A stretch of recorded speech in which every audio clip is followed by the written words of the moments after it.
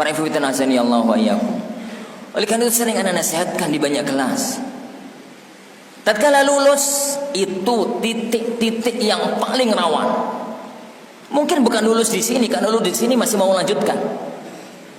Tapi setelah lulus S1, S2, S3, seteler ini setelah lulus dan siap untuk terjun ke lapangan, tatkala itulah keikhlasan kita benar-benar diuji sebagai penuntut ilmu.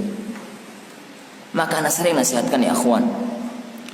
Pertama, yang dijadikan pertimbangan kalau setelah lulus dan siap untuk memilih pesantren mana kita akan ngajar, pertama, pilih salah satu dari 3. Dan jangan pilih yang keempat kecuali antum punya hujah di hadapan Allah, bisa menjawab pertanyaan Allah nanti di padang mahsyar.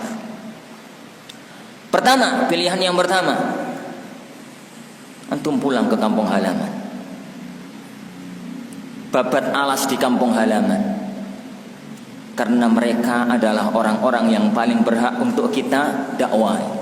Wa anzir ashiratakal aqrabin. Berilah peringatan kepada orang-orang terdekat. Mereka adalah orang-orang yang paling berhak untuk kita sampaikan ilmu kepadanya. Kita di sana ngajar, di sini ngajar, di tempat lain juga ngajar. Orang yang paling berhak untuk kita sampaikan ilmu kepadanya adalah orang-orang dekat kita. Bapak, ibu, paman, bibi, ponakan, kerabat, tetangga kanan dan kiri. Pulanglah ke kampung halaman. Meskipun kampung halaman antum di dasar laut, meskipun kampung halaman antum di puncak gunung, di sana mulailah menata dakwah, mulailah untuk kembali, mulailah untuk ini berjuang menegakkan kalimat Allah Azza wa Jalla. Itu yang pertama. Apabila pilihan ini tidak memungkinkan, berat Ustaz,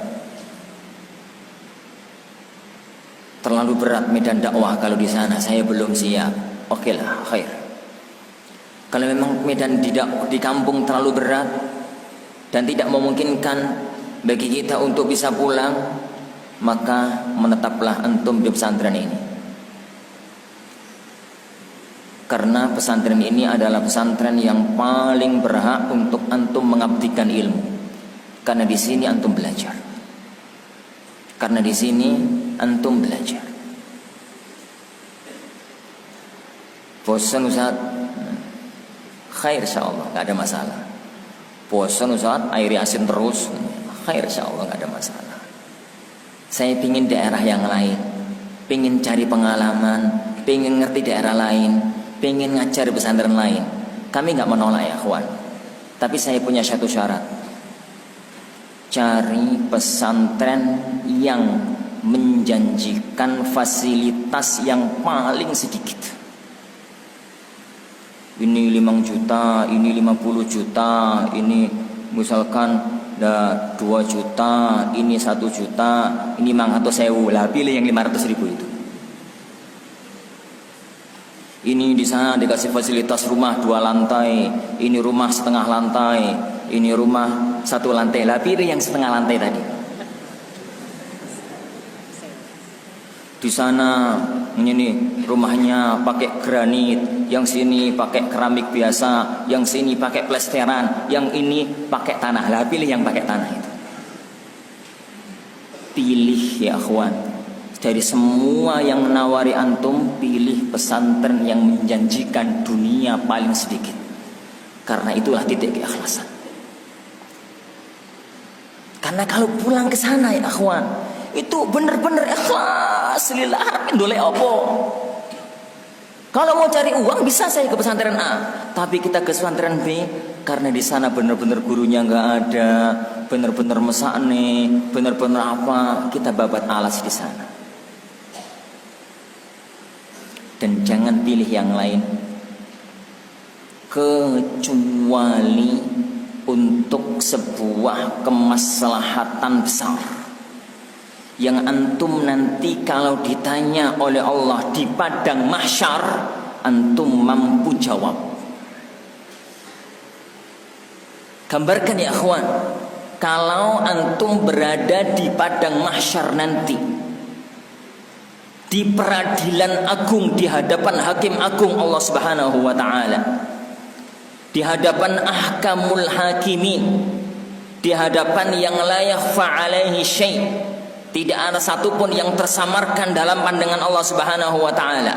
Kalau nanti peradilan agung itu Allah bertanya, wahai hambaku, tatkala kamu lulus Al-Furqan, kemudian kamu ditawari banyak pesantren untuk ngajar, kenapa kamu milih di pesantren A? Kalau nanti antum mampu jawab pertanyaan itu, silahkan milih pesantren apapun. Tapi kalau kira-kira nggak mampu jawab pertanyaan itu, hati-hati. Ini perkara besar, akhwat. Keikhlasan ini perkara besar. Mampukah kita nanti di hadapan Allah mengatakan, karena di pesantren A gajinya lebih gede, Ustaz? Mampu ngomong begitu di hadapan Allah? Karena di pesantren A rumahnya 2 lantai, Ustaz. Nih kok Ustaz, yani, karena di pesantren A rumahnya 2 lantai, ya Allah. Mampu mengatakan itu di hadapan Allah nanti di padang mahsyar? Karena di sana dikasih fasilitas roda 4, ya Allah. Mampu mengatakan itu nanti di hadapan Allah? Tidak. Tidak ada seorang hamba pun mampu mengatakan itu di hadapan Allah Subhanahu wa taala. Maka jangan sampai dipojokkan kita di peradilan itu nanti gara-gara sikap kita sekarang di dunia. Masalah keikhlasan bukan masalah yang remeh, ya kawan. Ini masalah titik pokok segalanya. Ini masalah titik pokok segalanya.